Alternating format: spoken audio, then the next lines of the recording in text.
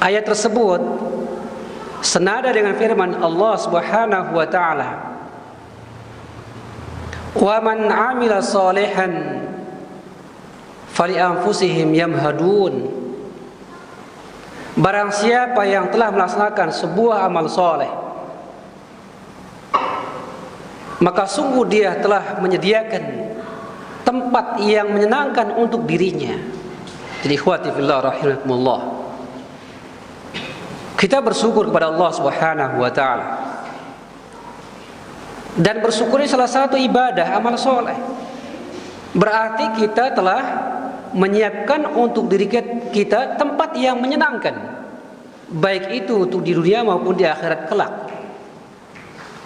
Berarti kita telah membuat sesuatu yang bermanfaat untuk diri kita pada hari kiamat. Berarti kita telah mencatat dalam catatan amal kita pahala yang baik dari sisi Allah Tabaraka wa Ta'ala. Maka oleh karena itu senantiasa kita bersyukur kepada Allah Subhanahu wa Ta'ala. Sekecil apapun nikmat itu diberikan oleh Allah dan kita rasakan, dan kita bersyukur. Dan syukur terhadap nikmat Allah yang besar sebenarnya diawal dengan mensyukuri nikmat Allah yang kecil, sehingga terbiasa kita. Bahkan Rasulullah SAW menyebutkan dalam hadis yang diriwayatkan oleh Imam Ahmad dan dihasankan oleh Syalbani rahimahullah taala, "Man lam yashkuril qalil lam yashkuril katsir." Barang siapa yang tidak bersyukur pada nikmat Allah yang sekecil apapun nikmat tersebut, berarti dia tidak bersyukur pada nikmat Allah yang besar. Dan pada umumnya kita kadang bersyukur pada nikmat-nikmat yang besar saja, lupa pada yang kecil. Secara zahir memang kita bersyukur kepada Allah Subhanahu wa taala dari nikmat tersebut. Cuma terkadang kita lupa makna syukur yang sebenarnya. Apa itu syukur yang sebenarnya, ikhwati fillah rahimakumullah? Al-Imam Ibnu Qayyim rahimahullah ta'ala menyebutkan dalam kitabnya Madarijus Salikin, "Asy-syukru zuhuri athar nikmatillahi ala lisani 'abdih."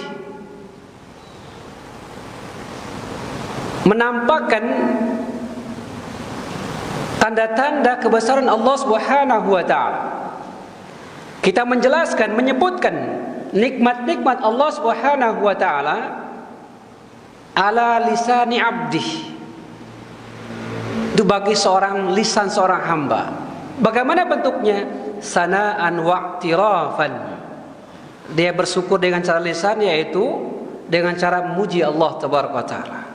Alhamdulillah. Wa'tirafan. Dan ternyata bukan hanya dia mengucapkan, dia mengakui bahwa ini adalah nikmat dari Allah Tabaraka Ta'ala. Dia yakin dengan lisannya, disebutkan, dia ucapkan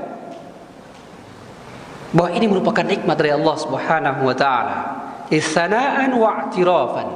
Dia muji Allah, alhamdulillah, dan dia yakin dengan lisannya bahwa ini adalah pemberian Allah Tabaraka wa taala. Yaitu ala lisan, dengan lisan kita. Wa ala qalbih. Syukur juga itu kata beliau, yaitu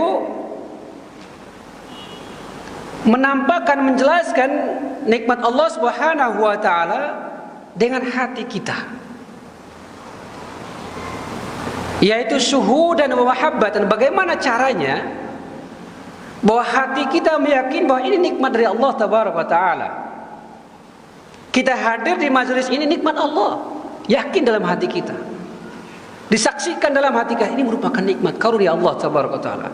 Wa mahabbatan, dan karena cinta kita kepada Allah Subhanahu wa taala, dan dengan ada nikmat tersebut akan menumbuhkan kecintaan kita kepada Allah Tabaraka wa taala. Itu dalam hati kita, kita saksikan, dan dengan itu akan menumbuhkan kecintaan kita kepada Allah. Wa ala jawarih, yang ketiga, syukur itu diimplementasikan, diungkapkan oleh anggota tubuh kita yang inqiyadan wa ta'atan, berupa apa? kita tunduk dan patuh kepada Allah Subhanahu wa taala. Kita merendahkan diri kepada Allah Subhanahu wa taala. Kita taat kepada perintah Allah Tabaraka wa taala. Itulah bukti syukur itu. Bukan hanya sekedar lisan di lisan, tapi harus dibarengi di dalam hati kita, kemudian diamalkan oleh anggota tubuh kita. Dengan adanya rasa ketundukan kita kepada Allah, dengan adanya ketaatan kita kepadanya terhadap perintah-perintahnya, dan menjauhi segala larangannya. Inilah rasa syukur ini. Sehingga sekecil apapun nikmat Allah yang diberikan kepada kita, kita ungkapkan alhamdulillah, ini dari Allah.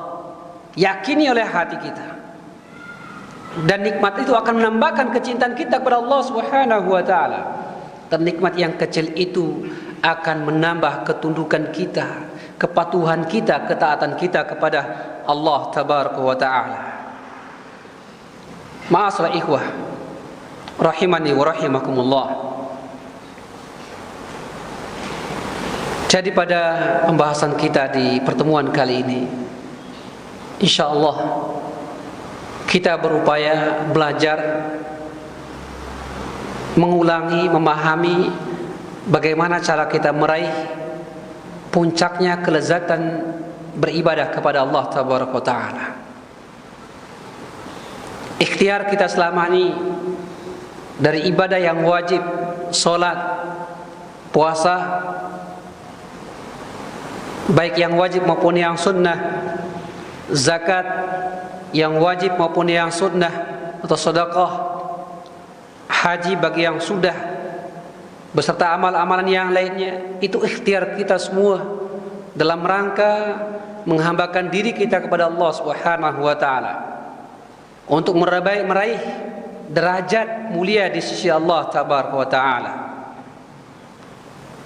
Maka ibadah yang kita laksanakan, yang kita ikhtiar selama ini, bukan berarti sia-sia. Tapi sekarang bagaimana upaya kita untuk lebih merasakan nikmatnya ibadah kita tersebut. Kalau dalam pembahasan maratibuddin, tingkatan agama, ada 3 tingkatan agama, yaitu Islam, iman, dan ihsan. Ini ada korinahnya ini. Mungkin kita ini sudah ada pada umumnya level sudah tingkatan iman, dan sedang berupaya kita untuk masuk di tingkatan ihsan. Kalau tingkatan Islam pertama, paling dasar, bahwa kita ini sudah syahadatain, muslim kita, ya. Kemudian tingkatan yang kedua iman, kita yakin kita hamba Allah, kita yakin Allah Subhanahu wa taala menciptakan kita, menghidupkan kita, yang memberikan kita rezeki. Kita yakin ibadah kita ini diwajibkan oleh Allah dan mendatangkan pahala, akhirnya surga. Itu tingkat keimanan. Kita yakin solat itu wajib dan mendatangkan pahala, juga dosa jika kita tinggalkan yang wajib ini. Yakin itu tingkatan keimanan. Mungkin kita sudah berada rata-rata di level itu. Sekarang kita berupaya untuk level ketiga, tingkatan yang paling tinggi. Yang di level yang ketiga ini akan berupaya kita untuk merasakan nikmat dan lezatnya ibadah yang kita kerjakan. Mungkin selama ini kita sholat sekedar kita menyelesaikan kewajiban, sehingga sholatnya ya terkadang kita mengucapkan lafaz-lafaznya tidak sempurna, padahal kalimat yang sangat pendek, subhana rabbil azim. Ada yang sholatnya sebentar langsung ruku, langsung berdiri, bacanya berarti tergesa-gesa. Mau jalan kapalnya ini, bacanya tergesa-gesa, berarti tidak mempelajari tentang rukun sholat. Di sana ada salah satu rukun sholat, yaitu tumakninah, tenang dalam menjalankannya. Maka oleh karena itu ya, kami akan kita bacakan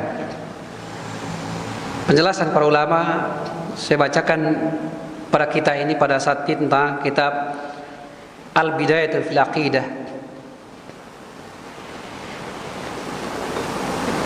tentang ibadah. Ya, mungkin dari sini nanti akan kita berupaya bagi kita ikhtiar agar ibadah kita rasakan lezatnya ibadah kita dari semua ibadah yang kita kerjakan, yang akan kita kerjakan. Yang pertama perlu kita ketahui adalah yaitu apa itu ibadah. Definisi ibadah ini sungguh sangat banyak dijelaskan oleh para ulama. Ada yang mengatakan ibadah adalah melaksanakan ketaatan kepada Allah Tabaraka wa Ta'ala.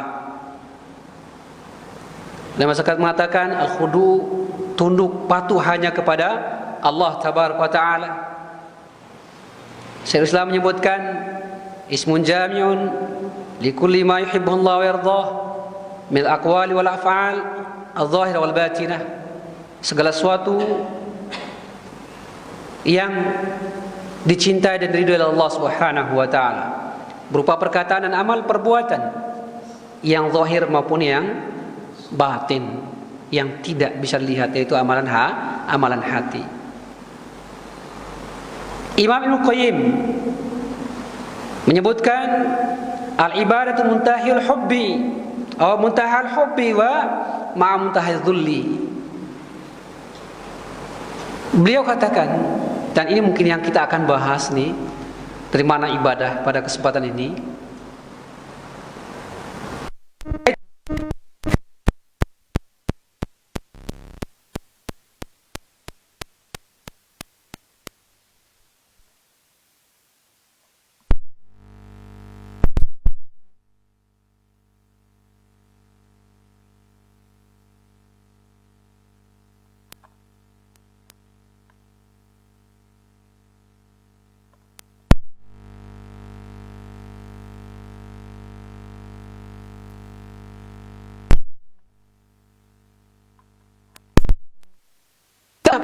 Dalam bentuk ibadah tersebut didasari dengan kecintaan dan didasari dengan adanya rasa hina kita di hadapan Allah Subhanahu wa Ta'ala, yang dengan itu akan kita meraihkan kesempurnaan dalam ibadah. Sehingga para ulama mereka menyebutkan di antara syarat sempurnanya ibadah ada 3, yaitu yang pertama mahabbah. Kita ibadah itu harus dengan adanya rasa dasar kecintaan. Yang kedua, khauf, takut. Kita ibadah kepada Allah karena takut terhadap azab Allah Subhanahu wa Ta'ala. Kita belajar agama karena kita takut kalau nanti pada kiamat ditanya Allah, kenapa kamu enggak belajar agama? Takut kita. Nah, dengan belajar agama ini sehingga apa? Ada jawaban, memudahkan kita ketika ditanya oleh Allah Subhanahu wa Ta'ala. Karena di antara perkara yang ditanya oleh Allah Subhanahu wa Ta'ala sebelum kaki kita melangkah pada kiamat, apa salah satu di antaranya? Ditanya tentang ilmu. Maka dengan kita belajar, berarti kita takut kepada Allah. Kalau nanti pada kiamat tidak mampu kita menjawab saat ilmu itu kita ditanya oleh Allah Subhanahu wa Ta'ala. Yang ketiga ada roja harap. Kita ibadah itu harus ada harapan, ada yang kita harapkan, ada yang kita inginkan dari Allah Tabaraka wa Ta'ala. Apa yang kita inginkan? Surga Allah, pahala Allah, ridhonya Allah Subhanahu wa Ta'ala. Itu yang kita cari. Diselamatkan kita dari neraka, diselamatkan kita di jembatan Sirat yang di bawahnya ada neraka Allah Subhanahu wa Ta'ala yang menyala-nyala, yang siap menerkam kita, membakar kita. Kita harapnya selamat dari jembatan tersebut. sudah lewati jembatan masuk di Muqantarah, tempat dikumpul menyucikan hati kita sebelum masuk surga. Karena surga, kalau sudah masuk surga itu harus apa? Tidak boleh ada rasa iri dengki sedikit pun dalam hati kita, sehingga dibersihkan di tempat yang namanya Muqantarah itu sebelum masuk surga, setelah melewati jembatan. Itu yang kita harapkan, selamat dari jembatan. Atau kita harapkan sebelum itu dimudahkan hisab kita oleh Allah Subhanahu wa taala. Itu yang kita harapkan. Atau takut kita jika nanti pada ketika kita dihisab masih ada amal kita yang belum diampuni oleh Allah Subhanahu wa taala. Itu yang kita khawatirkan. Kalau di yaumil hisab masih ada dosa yang belum diampuni, berarti mengharuskan apa? Mengharuskan penghapusan dosa terakhir di mana? Neraka. Peleburan dosa terakhir itu neraka. Itu yang kita takutkan. Ikhwati fillah, penghapusan dosa pertama di dunia ini dengan amal soleh. Solat itu bisa menghapus dosa, iya. Kedua di mana? Ketika dihisab amal kita. Di sana dihisab amal kita. Ketika dihisab, amal kita bisa di sana dihapus oleh Allah, diterima, dihapus oleh Allah Subhanahu wa taala. Yang kita harapkan semua amal kita dihapus pada saat itu, diterima oleh Allah, atau semua dosa kita dihapus oleh Allah Subhanahu wa taala. Sehingga tidak ada penghapusan terakhir di neraka. Aman, kita bisa masuk surga. Itu yang kita harapkan. Takut kalau tidak ada dosa kita. Ya kalau masih ada dosa yang belum dihapus pada saat itu. Disebutkan dalam kitab akidah, dalam keutamaan tauhid. Apa diantaranya? Bahwa di yaumil hisab disebutkan dalam Sahih Bukhari, ketika amal kita dihisab oleh Allah Subhanahu wa taala, ditunjukkan semua amal kita, diperlihatkan oleh Allah Subhanahu wa taala, dan kita merasa bahwa kita banyak kesalahan, banyaknya catatan-catatan keburukan yang ada pada diri kita, merasa hina kita di hadapan Allah. Maka Allah memberikan semangat pada diri kita. Dulu aku telah menutup dosamu di dunia. Dosa kita di dunia ditutup oleh Allah Subhanahu wa taala. Bagaimana sekiranya dosa kita ditunjukkan semua oleh Allah di dunia ini? Sungguh hinanya kita. Apa kata Allah pada saat itu? Ketika kita berdua, tidak ada yang saksikan dengan Allah Subhanahu wa taala. Dulu aku telah menutup dosamu di dunia, sekarang aku menghapuskannya. Pada saat itu dihapuskan dosa kita oleh Allah Subhanahu wa taala. Dosa apa yang dimaksud ikhwati fillah rahimakumullah? Dosa-dosa selain dosa syirik. Itu yang dimaksud. Dosa-dosa selain dosa syirik. Kita meninggal belum ampun dosa-dosa tersebut, atau belum kita mohon ampun kepada Allah, atau Allah belum mengampuni dosa kita ketika di dunia, tapi kita meninggal dalam keadaan bersih dari dosa syirik, tidak pernah berbuat syirik. Atau kita meninggal waktu hidup kita dosa syirik dan kita tobat dari dosa syirik, diterima oleh Allah Subhanahu wa taala. Sisa dosa-dosa besar yang lain yang belum diterima oleh Allah. Maka pada saat itu dengan keutamaan tauhid, bersihnya tauhid kita, bersihnya akidah kita dari kesyirikan, tidak ada kesyirikan pada diri kita. Yang ada dosa besar yang belum diampuni oleh Allah Subhanahu wa taala. Maka pada saat itu diampuni oleh Allah Subhanahu wa taala. Dan sekarang kata Allah, aku akan mengampuninya. Nah, ini yang kita takutkan tadi. Takut kalau dosa kita tidak diampuni ketika di yaumil hisab. Berarti apa? Pengampunan terakhir adalah di neraka Allah Subhanahu wa taala. Karena orang beriman tetap wajib masuk surga. Tetap wajib masuk surga orang yang beriman itu. Yang kita harapkan apa? Dosa kita diampuni Allah Subhanahu wa taala. Paling terakhirnya adalah di yaumil hisab. Maka murnikan akidah kita. Itu syaratnya. Kita belajar akidah terus. Belajar tentang masalah tauhid, murnikan tauhid kita dari kesyirikan.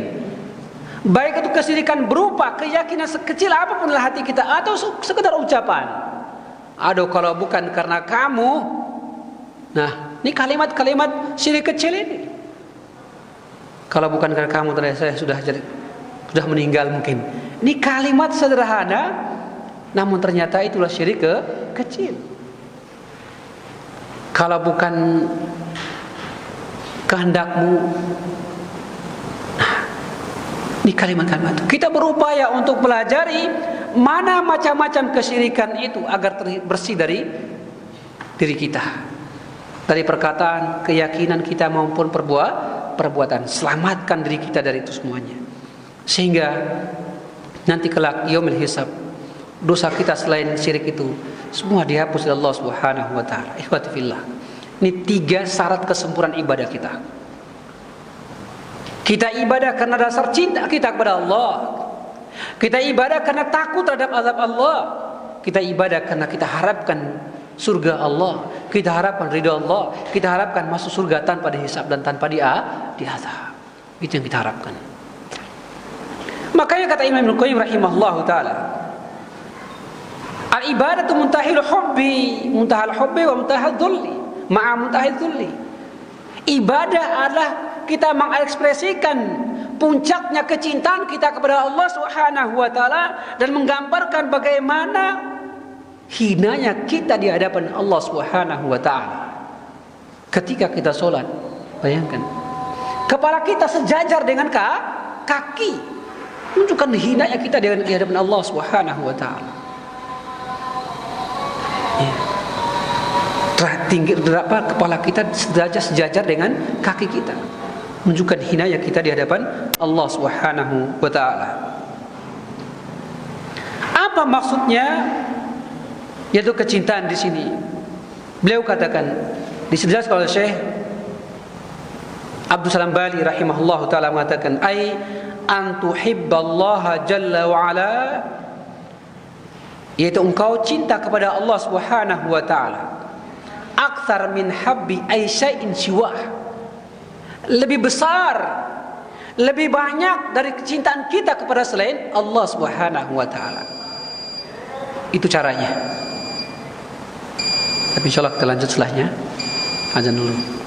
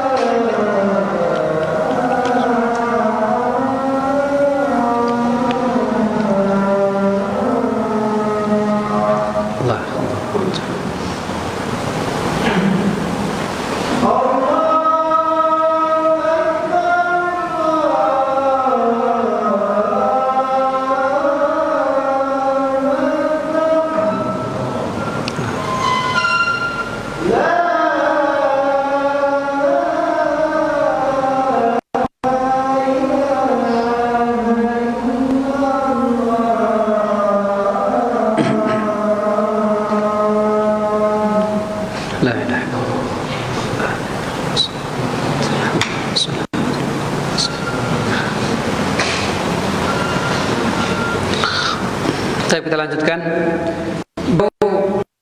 Syekh Wahid Abdul Salam hafizahullah mengatakan, ay ayakuna hubbuka lillahi jalla wa ala akthar min hubbi ay siwa syai'in siwa. Itu hendaklah kecintaan kamu, kecintaan kita kepada Allah Subhanahu wa taala lebih banyak dan lebih besar dibandingkan dengan kecintaan kita kepada selainnya. Beliau contohkan, unzur kaifa tuhibbu waladak. Lihatlah katanya, bagaimana engkau cinta kepada anakmu. Kamu menjaganya. Kau jaga agar dia tidak terjadi apa-apa. Kau menyayanginya, memberikan apa yang kau suka, apa yang dia suka untuk kebaikan dirinya. Maka kata beliau, hubbullah la budda yakuna fawqa hubbil walad. Maka kecintaan kepada Allah hendaklah kau lebih utamakan, lebih tinggi, lebih daripada kecintaan kepada anakmu. Beliau contohkan lagi, unzur kaifa tuhibbud dunya wa tas'a ila tahsiliha wa tusafir wa tata'ab wa tashar layali fil husuli 'alal mali war ribh. Beliau contohkan lagi kepada kita ini, bagaimana kecintaan kamu kepada dunia, kata beliau. Kamu berusaha dengan segala upaya untuk mendapatkan hasil daripada dunia tersebut. Terkadang kamu musafir, perjalanan jauh untuk meraihnya. Bahkan kamu lelah untuk mencari dunia itu. Dan kamu bergadang malam kadang untuk mendapatkan dunia itu, untuk mendapatkan harta dan kelebihan dan tambahan-tambahan harta itu. Maka beliau katakan, nasihati kita, yang bagi ayakuna hubbukallahi a'dham min dzalika. Maka sepantasnya, seharusnya kecintaanmu kepada Allah itu lebih besar dan lebih agung dan lebih semangat lagi. Fatubadzil fi sabili mardatillahi adha'afun. Maka kamu hendaklah mengupayakan semangat untuk meraih keridhaan Allah itu adha'af, berlipat ganda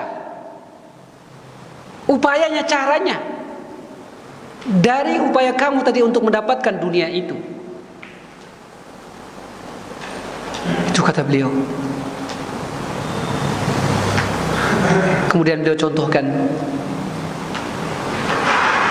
hadza alladhi yad'i annahu yajibullah jalla wa ala, yuhibbullah jalla wa ala. Beliau contohkan, coba kita lihat seseorang yang dia mengaku saya cinta kepada Allah Subhanahu wa taala. Summa huwa jalisun ala kursi. Lalu dia duduk di atas kursinya. Fil wadhifah wat tijarah, dalam tugasnya dia. Mungkin kita duduk di kursi dalam tugasnya kita masing-masing di atas kursi kita. Wat tijarah, dan kita dalam keadaan perdagangan, dalam jual beli. Au nahwi dzalik, atau semisal daripada itu. Wa yasma'u munadiyan, pada saat itu ketika kita duduk di atas kursi kerja kita, dalam keadaan kita tijarah, jual beli atau usaha-usaha yang lain, dan mendengar munadiyan, tiba-tiba kita mendengar, yaitu seruan Allah yunadi, Allahu akbar, Allahu akbar, hayya 'alas shalah, hayya 'alas shalah, Allahumma besar, Allahumma besar, hayya shalah, hayya 'alal falah, mari salat, mari meraih keberuntungan. Wala yujibuhu, lalu dia tidak memenuhi panggilan tersebut. Apa kata beliau? Ahwa yuhibbullah, apakah benar dia itu pengakuannya itu dia cinta kepada Allah Subhanahu wa taala? Yuhibbullah habban shadiqan, apakah dia benar mengakunya itu cintanya kepada Allah dengan cinta yang jujur? Lah, inna hadzal hubba hubbun naqisun, kata beliau, sesungguhnya pengakuan cintanya dia kepada Allah adalah pengakuan cinta yang sangat kurang, sangat sedikit. Iya, bisa jadi adalah dikatakan saya cinta kepada Allah, benar ada, tapi kata beliau naqis, sedikit, kurang sekali. Lalu bagaimana kecintaan yang benar, pengakuannya cinta kepada Allah Subhanahu wa taala? Sebaliknya, ketika kita di atas kursi kerja kita, di mana saja, di kantor, di mana saja kita bekerja. Tijarah, dalam ketika kita berdagang. Dalam perjalanan yang lainnya, ketika Allah menyuruh untuk beribadah kepadanya, kita segera. Inilah yang namanya, kata beliau, hubban sadiqan, kecintaan yang jujur, kecintaan yang sebenarnya. Lau kana yuhibbullah hubban kamilan laqama wa hara'a ila salat li'anna Allah yuhibbu salata ala waqtiha. Sekiranya dia tadi mengucapkan pengakuan dia cinta kepada Allah, begitu mendengar azan, mendengar seruan Allah Subhanahu wa taala, laqama, bisa dia berdiri, wahara, dan dia bergegas upaya untuk melaksanakan apa? Menjalani memenuhi panggilan Allah Subhanahu wa taala. Kenapa? Karena dia, Allah Subhanahu wa taala, yuhibbu sholata ala waqtiha. Allah suka, cinta kepada orang yang sholat pada waktunya. Maka ketika kita sholat pada waktunya, berarti kita telah melaksanakan kecintaan kepada Allah Tabaraka wa Ta'ala. Ini sudah mulai ini. Ya, mulai sudah kita mau apa? Kita diajak untuk bagaimana sih merasakan nikmatnya ibadah itu. Diawali dengan ini. Diawali dengan begitu ada seruan panggilan sholat, kita mau laksanakan. Maka terus nanti akan merasakan, kapan merasakan nikmatnya sholat tersebut. Lihat Nabi kita sallallahu alaihi wasallam, ketika ditanya, ma habbul a'mal ilallah ya Rasulullah, amal apa yang sangat dicintai oleh Allah Subhanahu wa taala? As-salatu ala waqtiha. Salat pada waktunya. Amal yang paling dicintai oleh Allah Subhanahu wa taala.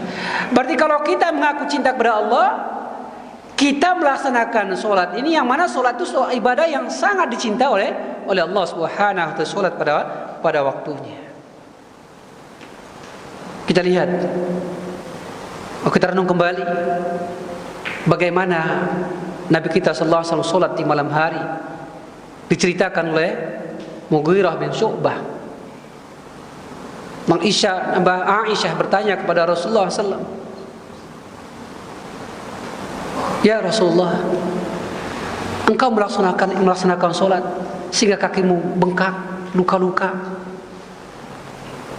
Bukankah engkau dosa-dosamu telah diampuni oleh Allah Subhanahu wa taala, baik dosa yang lalu maupun yang akan datang? Lalu kamu laksanakan ini. Apa kata Rasulullah SAW? Ya Aisyah, wahai Aisyah, kata Rasulullah sallallahu alaihi wasallam, afalam akun abdan syakura. Wahai Aisyah, apakah tidak boleh saya termasuk orang hamba yang bersyukur kepada Allah Subhanahu wa taala? Nah, artinya Rasulullah SAW mau disebut sebagai hamba yang bersyukur. Dan salah satu di antara pengaman hamba bersyukurlah sholat. Ya. Rasulullah SAW ada yang mengatakan, Rasulullah SAW sholat sampai seperti itu. Bagaimana nikmatnya sholat itu? Kok sampai luka kakinya sampai seperti itu, bengkak kakinya? Bagaimana nikmatnya? Ikhwati fillah, kata para ulama, nikmatnya ibadah itu tempatnya di hati. Bukan nikmatnya ibadah itu di anggota badan, bukan di panca indera, bukan. Ibadah itu nikmatnya di hati, lezatnya ibadah itu nikmatnya di hati. Makanya Rasulullah SAW tidak merasakan sakitnya kaki itu. Kenapa? Dikalahkan dengan lezatnya, nikmatnya ibadah sholat itu di malam hari. Tidak merasakan sudah sakitnya kaki itu, padahal bengkak kakinya dengan sholat itu panjang lagi.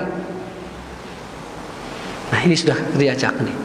Ternyata seperti itu nikmatnya. Sampai seperti itu nikmatnya ibadah sholat, sampai bengkak kakinya Rasulullah pun juga tidak merasakan, karena nikmatnya sholat itu di hadap Allah Subhanahu wa taala.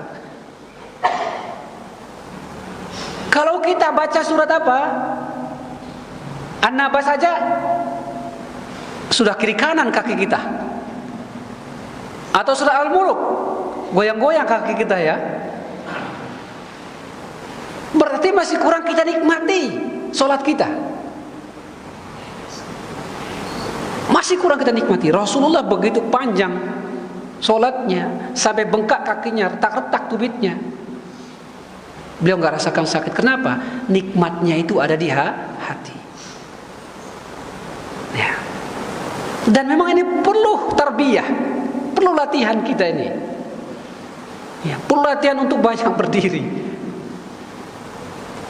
Nah, kalau sudah imam bacanya panjang, ada yang mondar mandir di belakang. Nah, itu kan pada umumnya ini. Takutnya apa? Takut pegel kaki itu. Apalagi ini sebentar lagi bulan Ramadan ini ya. Orang rata-rata cari sholatnya yang serba cepat, kilat. Kalau bisa mungkin 1 menit atau 2 menit berapa? 3 menit dalam 20 rakaat ya. Itu yang dicari, super kilat. Nah, kalau ada masjid yang melaksanakan sholat 1 malam 1 juz, dihindari, dijauhkan. Nah, bagaimana kita merasa nikmatnya sholat, lezatnya ibadah sholat itu? Kalau kita cari yang sholatnya sebentar, tidak ada kita rasakan nikmatnya. Nah, mulai sekarang, kalau kita merasa selama ini sholat kita kalau diperpanjang, ada rasa tidak senang dalam hati, atau kurangan, panjang sekali ini. Ini kita masih belum mempelajari benar bagaimana nikmatnya sholat itu. Belum mendarah daging menjiwai betul bagaimana senikmatnya sholat itu sebenarnya. Berupaya kita belajar dari sholat sunnah, baik itu di sini maupun di rumah. Jangan di masjid saja sholatnya anteng lama, bacanya tenang, tapi begitu di rumah atau sendirian bacanya cepat. Sama saja sebenarnya kan. Yang lihat kan Allah gitu. Yang melihat kita kan Allah. Jangan kita bedakan sudah. Terkadang kita mungkin kalau dalam keadaan mungkin mendesak. Dalam perjalanan, sebentar lagi mungkin bacanya mungkin bisa subhana rabbil a'la bihamdi sekali. Karena itu yang wajib. Bisa pada saat itu, ada waktu-waktu. Tapi kalau tidak ada tuntutan ini, tuntutan itu, kita upayakan sama ketika kita di masjid, ketika di depan orang, ketika di dalam rumah sendiri pun juga kita upayakan. Memang setan itu selalu apa? Menggoda. Ada saja. Dan datang dia.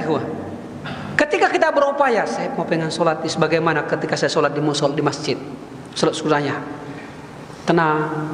Saya di rumah pun juga sholatnya tenang gitu, upaya. Datang muncul pikiran, datang bisikan-bisikan syaitan untuk merubah keinginan kita tadi, untuk kita merasakan lezatnya sholat itu.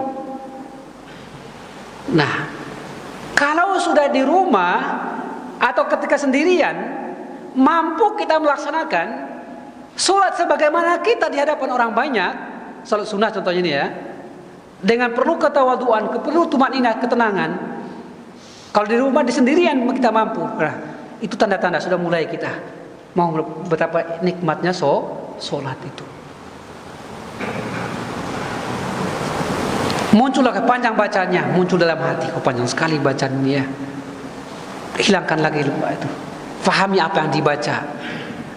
Dengar dengan baik bacaan itu untuk menghilangkan pikiran itu. Lama kelamaan kalau kita melawan, tapi kalau kita ikutin, nah berarti kita tidak ada upaya untuk merasakan lezatnya ibadah sholat itu. Memang setan pada saat itu sangat jin setan itu bekerja keras dia untuk merubah keinginan kita itu, untuk merubah niat kita bagaimana mau rasakan nikmatnya sholat itu dirubah. Bagaimana kita ikut sholat yang panjang itu, bacaan imam yang panjang, setan itu datang merubah pikiran kita, merubah niat kita itu. Jangan diikutin, terus dilawan, fahami, dengar terus taktiknya imam membaca. Kalaupun kita bisa faham, kita faham bacaan itu untuk menghilangkan itu. Lama kelamaan akan terbiasa kita. Terbiasa kita Untuk apa? Melaksanakan sholat yang tenang dengan bacaan, mengikuti bacaan yang panjang. Dan lama kita juga akan bacaan panjang ketika kita sendirian. Sudah mulai kita rasakan apa? Lezatnya solat itu. Nikmatnya solat itu. Ya. Rasa pegel kaki itu akan lama-lama hilang. Kenapa? Karena sudah ada dalam jiwa kita, dalam hati kita kecintaan dengan solat itu. Sudah ada. Sudah mulai kita rasakan lezatnya. Mau dia pegel gak peduli kita, lama-lama akan hilang dengan sendirinya. Sebagaimana Rasulullah SAW tidak merasakan sakitnya kakinya dengan berdiri yang panjang. Kenapa? Bila rasakan nikmatnya solat itu di dalam hati beliau. Bukan nikmatnya solat dengan anggota panca indera, tapi dengan hati. Nah, itu yang kita berupayakan. Maka upaya-upaya solat, bagaimana solat kita lebih sempurna? Tadi ingat 3 syarat itu. Kita solat karena cinta kita kepada Allah. Kita solat karena takut kepada azab Allah. Kita solat karena ada harapan. Kemudian kita upayakan. Kita solat berupaya untuk memahami bacaan-bacaan dalam solat. Berupaya memahami bacaan dalam solat. Sehingga ketika muncul bisikan-bisikan syaitan untuk merubah khususan di solat kita kembali baca itu, memahami apa yang kita baca dalam solat kita. Itu yang kita upayakan.